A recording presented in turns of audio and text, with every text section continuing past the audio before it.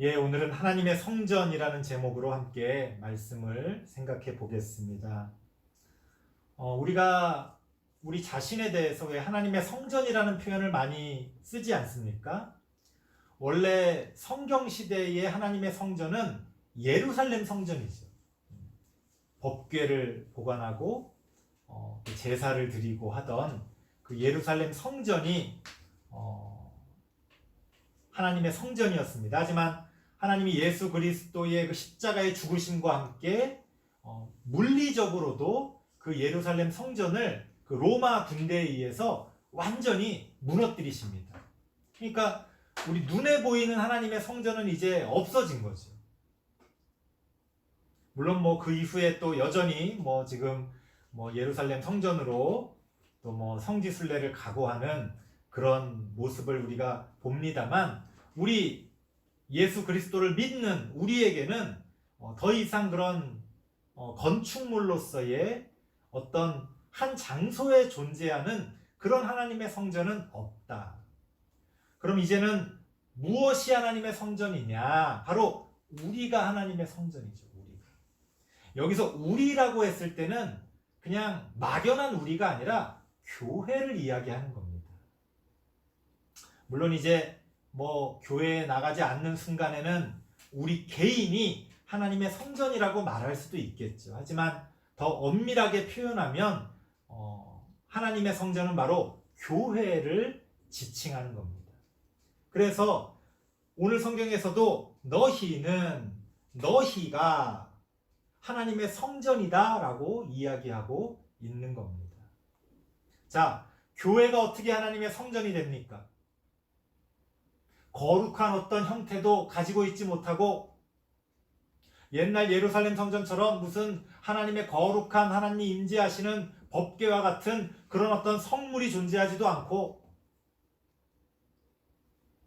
물론 간혹 우리가 교회의 물건들을 성물이라고 표현하긴 합니다만 그거는 성경에서 말하는 그런 성물은 아니지. 어떻게 보자면 오늘날 교회는 세상의 어떤 건물들과 다를 바 없는 그저 똑같은 건축물, 똑같은 모임의 장소일 수 있습니다.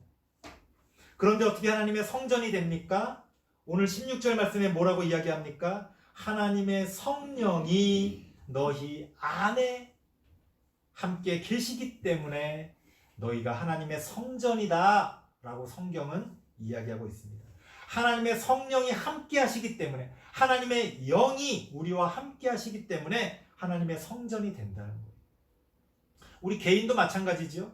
이따가 그 공동체로서의 교회와 개인으로서의 그런 어떤 우리 그리스도인의 모습을 또 따로 또 살펴보겠습니다만, 자, 공동체로서의 교회가 됐건 개인으로서의 우리 그리스도인이 됐건 하나님의 영이 함께하기 때문에, 성령이 함께하기 때문에 하나님의 성전이라고 불릴 수 있다는 겁니다.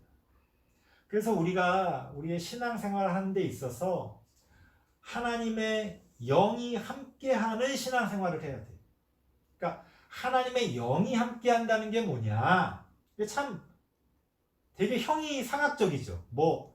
하나님의 영이 무슨 유령처럼 우리 안에 쓱 들어왔다가 쓱 나가고 하는 그런 걸 얘기하는 게 아닙니다. 좀 더 현대적으로 표현하자면 하나님의 정신이 함께하는 거예요. 하나님의 정신. 예를 들어서 우리 이미 돌아가신 우리가 좋아하던 어떤 가수들 이렇게 있잖아요. 그러면 그 가수의 팬들이 정기적으로 모여서 함께 모임을 갖습니다. 이미 그 가수는 죽었어요.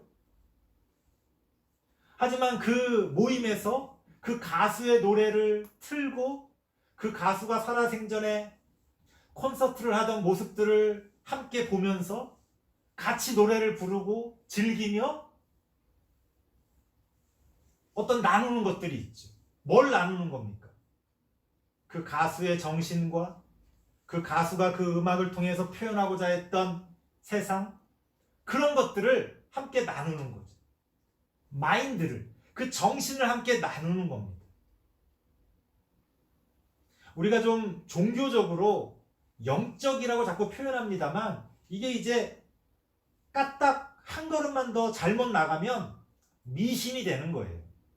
그러니까 우리가 그럴 위험성 때문에 한 걸음을 뒤로 물러난다면 이 성령을 하나님의 어떤 정신, 하나님의 어떤 뜻, 하나님 나라의 어떤 모습, 그런 것으로 생각할 수 있습니다.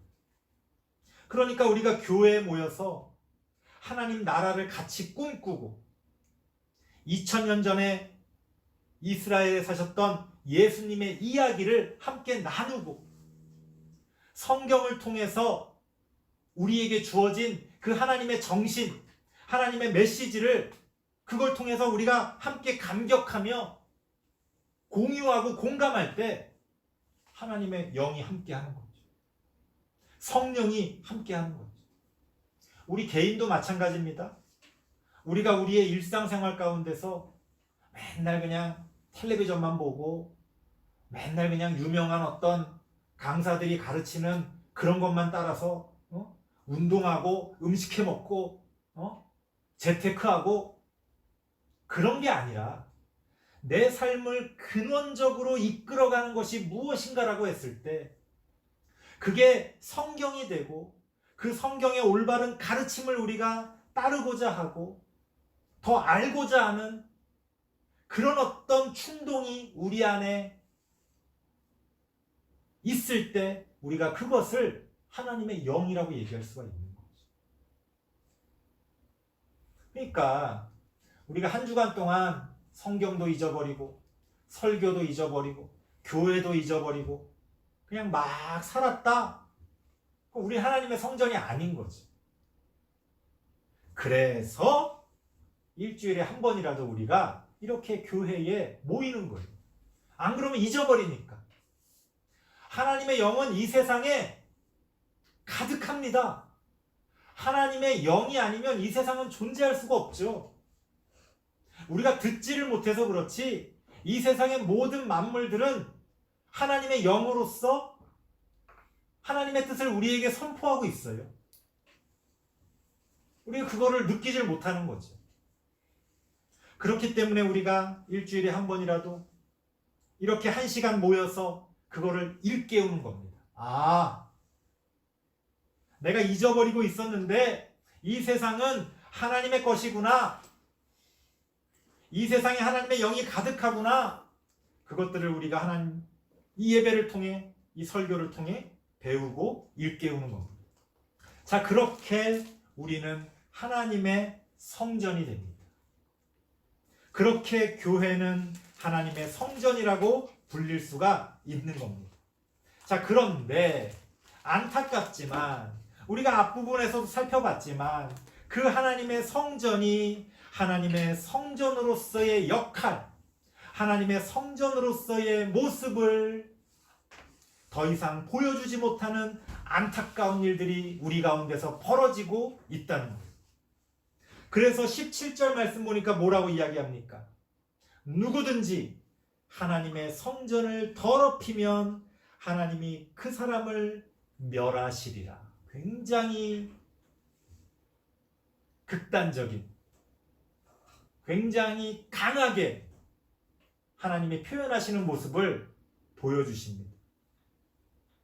너희 중에 누구라도 하나님의 성전을 더럽히면 내가 그 사람을 멸망시켜버리겠다. 그렇게 이야기하고 있는 겁니다. 표현을 이렇게 했는데 사실은 이 하나님의 성전을 더럽힌다는 게 무슨 뜻이냐. 사실 이게 이제 우리가 문맥을 보자면 그 앞에 나왔던 얘기예요. 1장부터 2장에 거쳐 3장에 이르기까지 사도 바울이 계속해서 고린도 교회를 향해 뭘 이야기하고 있었습니까? 뭐가 문제라고 이야기하고 있었습니까? 나는 누구파다, 나는 누구파다, 난 누구에게 속했다. 그런 분열된 모습에 대해서 비판하고 있었잖아요. 성경을 한번 찾아보겠습니다. 3장 3절 말씀입니다. 3장 3절 말씀. 고린도전서 3장 3절입니다. 제가 읽어드립니다. 너희는 아직도 육신에 속한 자로다. 너희 가운데 시기와 분쟁이 있으니 어찌 육신에 속하여 사람을 따라 행함이 아니리요. 하나님의 성전인 교회를 더럽힌다는 게 무슨 뜻이에요? 시기와 분쟁을 이야기하는 거예요. 시기와 분쟁. 이건 어느 한 개교회만의 문제가 아니라 우리 한국교회 전체, 세계교회 전체 차원에서도 이야기하는 겁니다. 너희 가운데 시기와 분쟁이 있어서 서로 자신의 욕심을 따라 싸우니 그것이 하나님의 성전을 더럽히는 거다라고 이야기합니다. 사실은 원문을 보면 더 강하게 말씀을 하고 있습니다.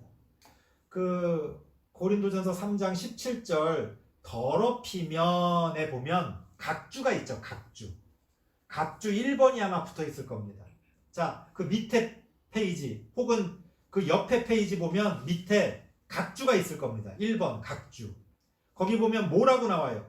또는 멸하면이라고 나오죠. 멸하면. 무슨 뜻입니까? 원문을 보면 누구든지 하나님의 성전을 더럽히면이라는 이 더럽히면이라는 단어와 하나님이 그 사람을 멸하시리라라는 이 멸하시리라라는 단어가 사실은 똑같아. 똑같은데 번역을 이렇게 좀 다르게 한 거예요. 그러니까 직역을 하면 이 뜻입니다. 너희 중에 누구든지 하나님의 성전을 멸하면 하나님도 그 사람을 똑같이 멸하시리라. 교회 안에서 시기와 분쟁이 있다는 것은 그 교회를 멸망시키는 것과 같은 아주 잘못된 행동이라는 것.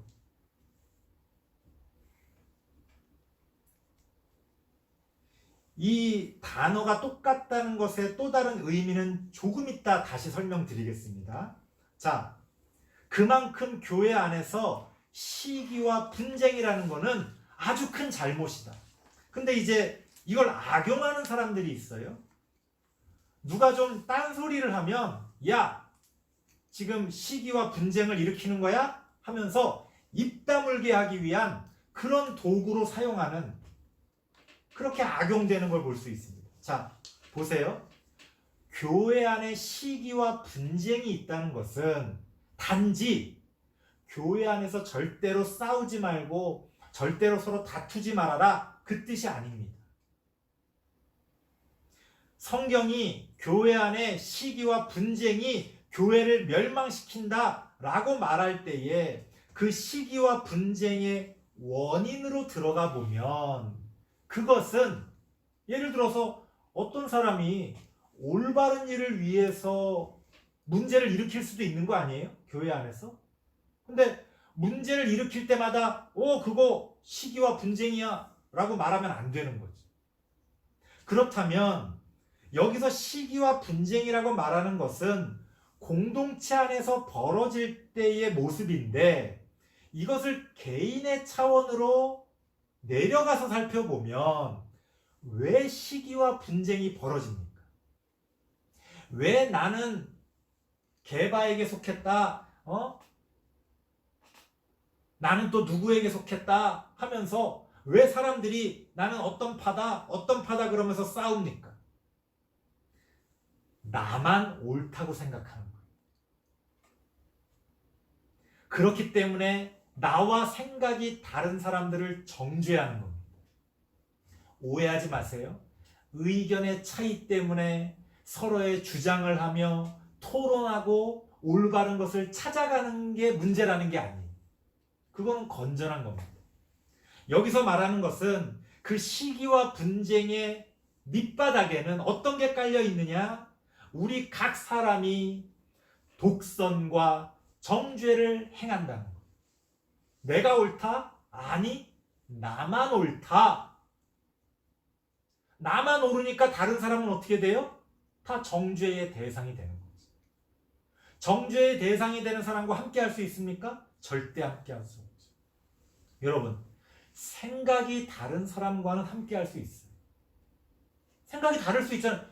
여러분들 친구들 한번 살펴보세요. 성격 달러, 생각 달러, 그래도 다 친구잖아요. 여러분 당장 가족을 살펴보세요. 가족인데도 성격 달러, 생각 달러. 그래도 가족으로서 얼마든지 함께 행복하게 생활합니다. 생각이 다른 게 문제가 아니에요. 그 생각이 다른 것으로 끝나지 않고 그 생각이 나만 옳다는 독선으로 빠져들게 되면 나만 옳으니까 아예 틀린 사람과 함께 할 수가 없는 거죠. 상대방을 정죄하게 되는 겁니다. 이것이 바로 교회를 파괴하는 그러한 심각한 문제를 불러 일으킨다는 거예요. 나만 옳다고 생각하는 마음, 상대방을 정죄하는 마음, 이걸 한마디로 하면 교만이에요. 교만.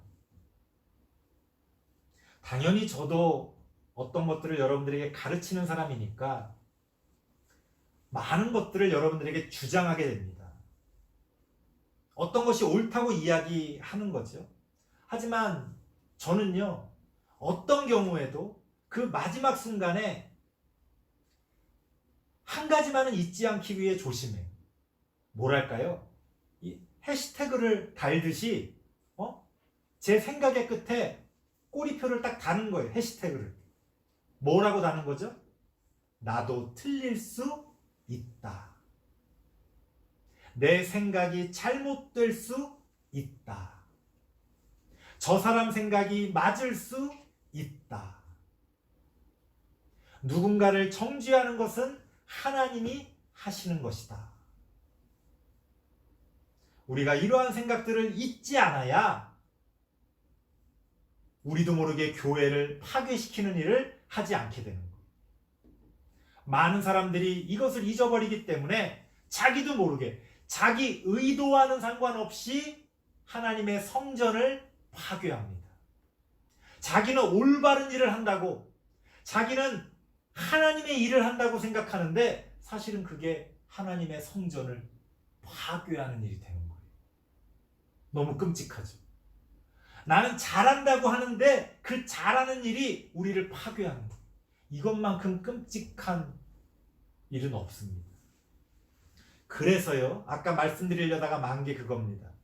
아까 더럽히면이라는 단어와 멸하시리라라는 단어가 원문에 보면, 헬라어 원문을 보면 똑같다고 그랬잖아요. 자, 우리는 지금 번역을 다르게 했는데도 그 의미를 다 받아들이잖아요. 근데 원문에는 이게 왜 똑같이 쓰였을까? 그냥 우리 한글 성경처럼 좀 다르게 표현했어도 아무 문제 없잖아요. 우리가 이걸 이해하는 데 있어서. 근데 왜 원문에는 이거를 똑같이 하나님께서 기록하게 하셨을까? 누구든지 하나님의 성전을 파괴시키면 하나님이 그 사람을 파괴시키리라. 왜 똑같은 단어를 썼을까? 저는 그 이유가 있다고 생각합니다. 이건 제 해석이에요.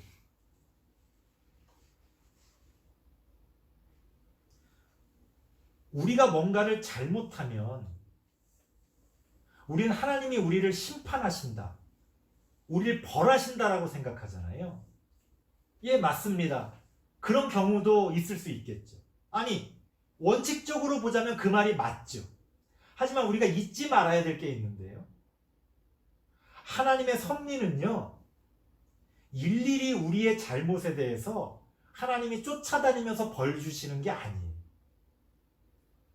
하나님의 섭리의 원칙은 뭐랄까요? 그냥 우린 동양 사람들이니까 우리식으로 표현하자면 자업자득. 뿌린 대로 거두리라. 무슨 말이에요? 우리가 잘못해서 하나님이 그 잘못에 대한, 그 잘못에 해당하는 어떤 벌을 일일이 내리시는 게 아니라 우리의 그 잘못으로 인하여, 우리의 그 잘못된 행위로 인하여 우리 스스로가 심판받는다는 거예요. 우리 스스로가 파괴된다는 거예요. 내가 독선과 정죄함으로 교회를 파괴시키면 하나님이 건들지 않아도 나의 그 독선과 정죄로 말미암아 저절로 내 스스로를 우리가 파괴시킨다는 거예요. 그래서 하나님이 이렇게 같은 단어를 사용하신 게 아닌가, 저는 그렇게 해석을 합니다. 이걸 어떻게 알 수 있습니까? 예를 하나 들어보겠습니다. 창세기에 보면 하나님이 선악을 알게 하는 나무를 만들어 놓고 아담과 하와에게 이렇게 이야기해요. 이거 먹으면 큰일 난다. 이거 먹으면 정령 죽을 것이다. 이렇게 말씀하십니다. 그런데 여러 가지 사건과 이유 때문에 결국은 아담과 하와가 그걸 먹잖아요. 자, 그걸 먹자마자 아담과 하와가 죽었습니까? 안 죽었죠. 안 죽었어요. 그 이후에도 굉장히 오래 살았습니다. 몇백 년 이상을. 굉장히 오래 살았어요. 안 죽었어요. 그런데 놀라운 것은 어떤 일이 벌어지느냐? 하나님이 그 선악을 알게 하는 나무의 열매를 너희가 따먹으면 정령 죽을 것이다 라고 말씀하셨고, 아담과 하와가 그걸 따먹었으면 원칙대로라면 하나님이 아담과 하와를 죽이셨어야 되잖아요. 하나님이 벌을 내리시는 겁니다. 그런데 안 죽었단 말이에요. 아담과 하와가. 그러면 아담과 하와가 안 죽고 어떤 일이 벌어졌습니까? 인간들이 서로를 죽이기 시작했어요. 가인이 동생 아벨을 죽이는 살인사건이 벌어집니다. 무슨 얘기예요? 하나님이 죽이신 게 아니라 그 죽음의 씨앗이 우리 가운데 심겨졌을 때 우리 스스로가 서로를 죽이고 자기 자신을 죽이는 일들이 벌어졌다는 거예요. 하나님이 일일이 벌하실 필요도 없이 우리의 그 잘못된 행위들의 결과가 우리 스스로에게 닥쳐온다는 겁니다. 그렇기 때문에 하나님의 성전을 파괴하는 그러한 잘못된 생각, 잘못된 행동, 잘못된 말들, 그것들은 고스란히 그 사람들에게 돌아가서 그 자신을 파괴할 것이다. 하나님은 우리에게 그렇게 말씀하고 계시는 겁니다. 그래서 무서운 거예요. 하나님이 벌하시는 거라면 하나님 봐주세요, 용서해 주세요, 다시는 안 그럴게요, 기회가 있죠. 그런데 우리 스스로를 파괴하는 거는 기회가 없어요. 이거는 피할 수가 없는 거예요. 내 말에 씨가 돼서 내 삶으로 그것이 돌아옵니다. 나의 잘못된 생각들이 씨앗이 돼서 내 삶에 심겨집니다. 도저히 벗어날 수가 없는 거죠. 하나님은 그렇게 우리에게 경고의 말씀을 하고 계시는 겁니다. 하나님의 성전을 파괴하면 너희도 파괴당할 것이다. 그것을 잊지 말라는 거예요. 그래서 교회가 중요하고, 그래서 우리가 교회 안에서 우리의 신앙생활을 어떻게 영위해가고 이 교회 공동체를 하나님이 기뻐하시는 하나님의 나라로 만들어가는 게 왜 중요한지가 그래서 나타나는 겁니다. 에이 내가 뭐라고 교회 그냥 다니면서 그냥 예배나 드리고 그러면 되지? 아니요. 그렇게 단순한 문제가 아니에요. 우리가 관심을 갖고 우리 모두의 일로서 받아들여야 됩니다. 우리 국가나 정치의 영역으로 가도 똑같아요. 우리가 정치에 무관심하고 국가의 일에 무관심하면 그 무관심만큼 이 나라는 망가지고 그 결과가 우리 스스로를 파괴할 겁니다. 옛날에는 그 과정이 되게 길었기 때문에 그 결과를 보기 전에 죽는 사람들이 많았어요. 수명은 짧고 이 정치와 경제와 사회의 어떤 이 회전은 굉장히 느렸기 때문에 내가 잘못 행동했어도 그 결과가 나한테 돌아오기 전에 내가 죽어.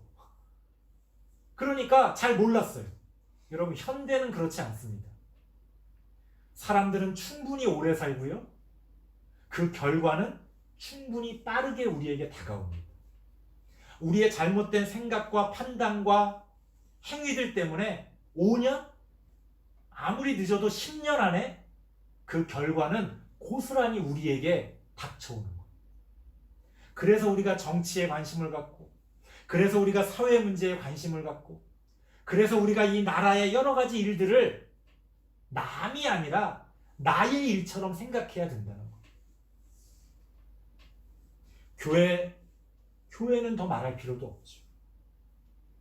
그래서 우리가 이 교회를 어떻게 가꾸어 가야 할지, 이 교회 안에서 우리가 어떤 열매들을 맺어가야 될지를 전부 다 내일처럼 고민하며 함께 만들어가는 거예요. 그건 뭐 목사님이 하시고 우리 그냥 시키는 대로. 바로 그런 수동적인 생각이 돌고 돌아서 우리에게, 우리의 삶에 고스란히 돌아오는 거예요. 지금 그 결과가 한국교회의 모습입니다. 코로나 사태가 터졌는데도 아직도 뭘 어떻게 해야 될지 하나님을 믿지 않는 사람들보다도 더 어리석은 모습을 교회가 보여주고 있다는 거예요. 답답합니다. 답답해. 그만큼 우리가 이 교회를 귀하게 여기고 그 귀하게 여기는 만큼 우리가 그 하나님의 성전을 파괴하지 않고 어떻게 가꾸어 나갈 것인지에 대해서 함께 고민해야 된다.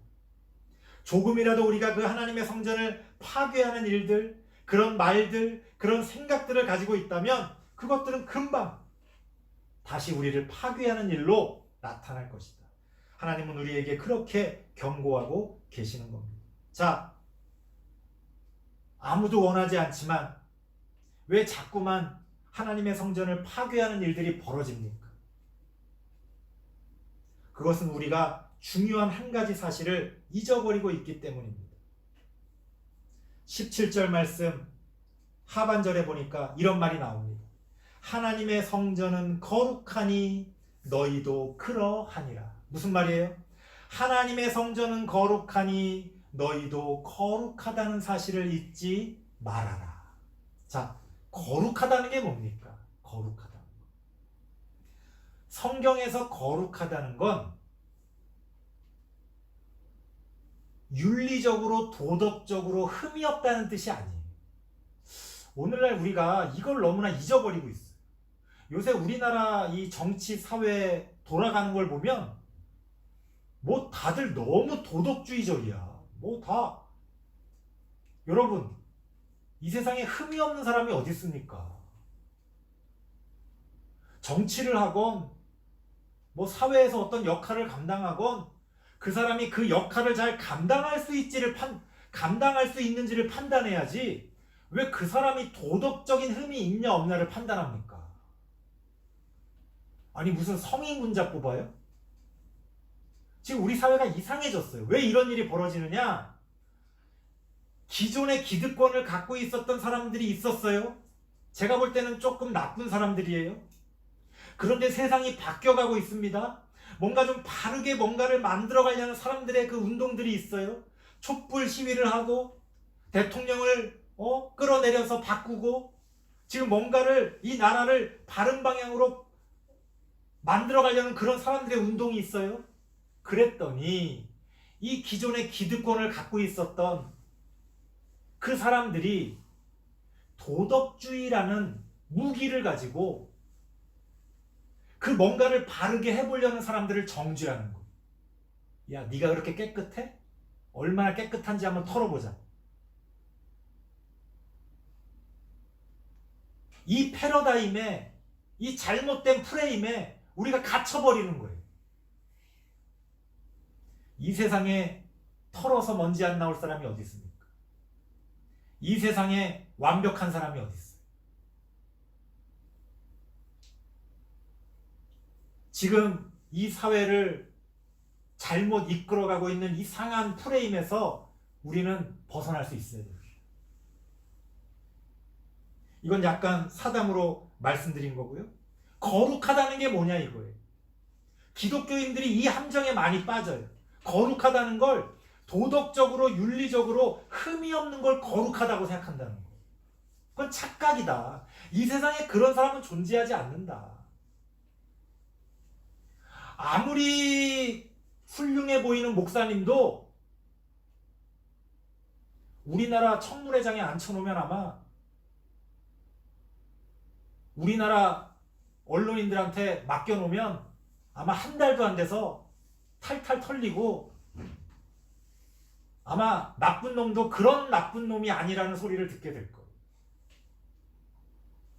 그 사람의 삶에서 죄가 없다면 그 사람의 처와 자식들, 가족들까지 털어서 그 사람을 나쁜 사람 만듭니다. 그 사람은 잘못한 게 없는데도. 심지어 그 사람이 말한 꼬투리를 잡아가지고 그 사람의 생각까지 판단합니다. 너 왜 그런 이상한 생각했어? 그 사람을 그냥 나쁜 사람 만드는 거예요. 이 세상에 그런 기준에서 완벽할 수 있는 사람이 어디가 있습니까? 없죠. 여러분, 특히 우리 그리스도인들, 우리 기독교인들 착각하지 마세요. 거룩하다는 건 도덕적으로 윤리적으로 흠이 없다는 게 아닙니다. 성경 어디에서도 그런 얘기를 하고 있지 않아요. 성경의 인물들 보세요. 세상 사람들보다 더 나쁘면 나빴지 만만치 않습니다. 성격 안 좋고 당대에 하던 사람들 행동들 똑같이 다 하고 지금의 기준으로 따지면 다 돌에 맞아 죽을 인간들이에요. 그런데 성경은 그 사람들을 거룩하다고 얘기합니다. 그게 무슨 말입니까? 성경에서 거룩하다는 말은 바로 하나님의 소유가 된다는 거예요. 하나님의 것이 된다는 거예요. 하나님이 그 사람과 함께 하신다는 거예요. 하나님이 그 사람을 사용하신다는 거예요. 고린도전서 3장 23절 말씀 보겠습니다. 너희는 그리스도의 것이요 그리스도는 하나님의 것이니라. 우리 모두가 하나님의 것임을 잊지 말아야 한다. 우리가 그것을 잊어버리기 때문에 자꾸만 독선과 정죄에 빠지고 무리를 만들어서 시기와 분쟁을 저지르는 것.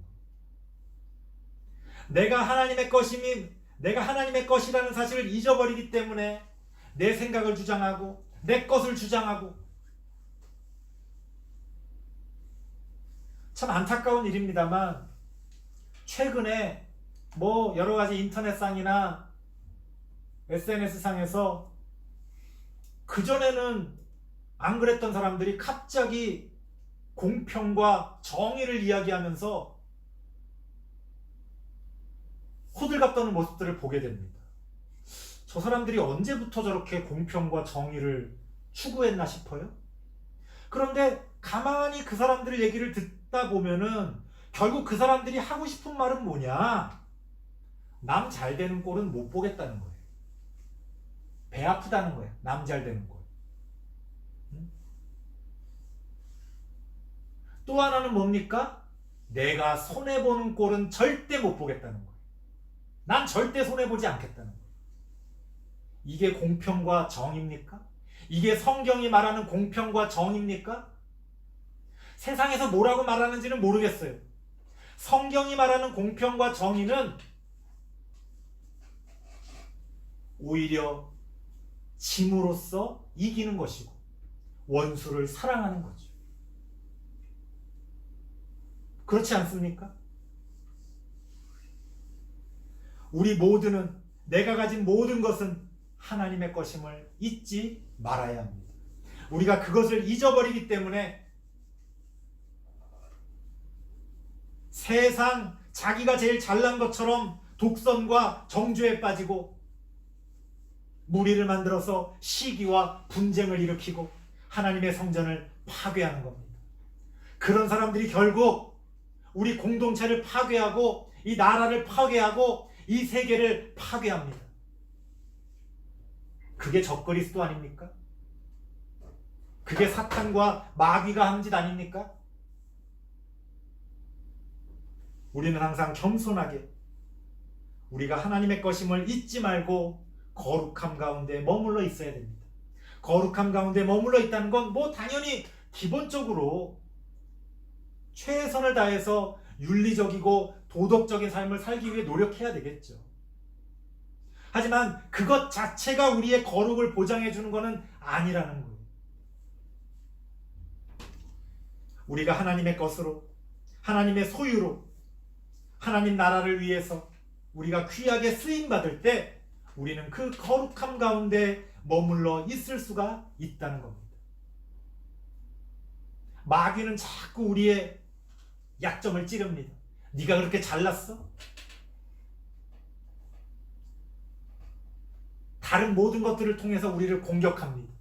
우리를 무너뜨리기 위해 하나님 나라를 향한 우리의 마음과 우리의 그 열심을 막기 위해 노력합니다. 우리는 그 모든 것들을 이겨내고 하나님의 나라를 세워가고 하나님의 성전을 세워가야 됩니다. 그러기 위해서 우리가 다 잊어버려도 무엇 하나만 잊어버리지 말자. 우리는 하나님의 것임을 잊지 말아야 합니다. 그러니까 내가 잘나서 뭘 하는 것도 아니고 내가 못나서 뭘 못하는 것도 아니에요. 하나님과 함께 동행하며 그 거룩함 가운데 머물러 있으면 뭐랄까요? 버티면 이길 수 있는 거예요. 우리가 굉장한 무슨 위대한 어떤 일을 하지 못하더라도 우리 그리스도인들이 하나님 안에서 교회 공동체 안에서 진리 안에서 그 거룩함 안에서 우리가 머물러 있을 수 있다면 우리는 세상을 이길 수 있다. 왜? 내가 이기는 것이 아니라 바로 예수 그리스도께서 이기시는 거기 때문에 그렇습니다. 이게 바로 신앙의 원리예요. 이게 이 시대 가운데 교회가 존재해야 할 목적입니다. 교회가 교회의 이름을 알리고 교회의 이름으로 무슨 대단히 많은 무슨 훌륭한 일들을 하고 교회에 모인 돈을 가지고 좋은 일들을 하고 이게 교회의 역할이 아니에요. 이 시대 가운데 그 거룩함 안에 머물러서 매주일 이렇게 우리가 모여서 바른 예배를 드리는 그 자체만으로도 하나님의 나라는 이루어져 간다. 하나님이 하신다는 겁니다. 그렇게 하나님은 우리를 사용하셔서 하나님의 뜻을 이루어 가십니다. 설교를 마치겠습니다. 우리 개인은 우리 이 교회 공동체는 하나님의 성전입니다. 우리는 그 하나님의 성전을 바르게 세워가야 할 의무가 있어. 자칫 우리가 잘못된 생각으로 그 하나님의 성전을 파괴한다면 하나님께서도 그 사람을 파괴하실 것이라는 사실을 잊지 마시고 하나님의 소유된 그 거룩함 안에서 우리가 이 거룩한 하나님의 성전으로서의 교회를 아름답게 가꾸어가는 우리 모든 성도님들 되시길 바랍니다. 기도하겠습니다. 하나님 감사합니다. 하나님의 성전으로서 우리 각자가 또 우리 교회 공동체가 하나님의 뜻을 이루어갈 수 있기를 원합니다. 하나님 우리와 함께하여 주시옵소서. 하나님과 함께함으로 우리가 그 거룩함 안에 머물게 하시고 그 거룩함으로 하나님의 뜻을 이루어갈 수 있는 힘을 얻을 수 있도록 하나님 도와 주시옵소서. 예수님의 이름으로 기도드리옵나이다. 아멘.